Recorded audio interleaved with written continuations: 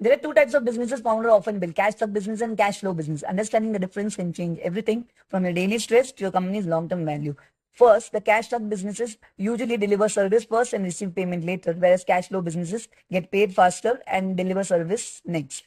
Second difference is cash flow businesses have continuous small payments during the year, whereas cash stuck businesses have just one or two major payments during the year. Number three is cash stuck businesses have major clients with highly concentrated risk, whereas cash flow businesses have many clients with diversified risk.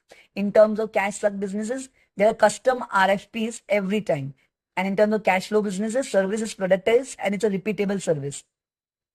The fourth difference is cash stuck business have to reinvent the wheel constantly, whereas in case of cash flow businesses, same delivery is done again and again because of productized service. And here's a key insight. Two businesses might both generate 1 million in revenue, but they won't be valued the same. A cash business is often chaotic, inconsistent, and difficult to scale or sell, whereas a cash flow business is predictable, repeatable, and built to last.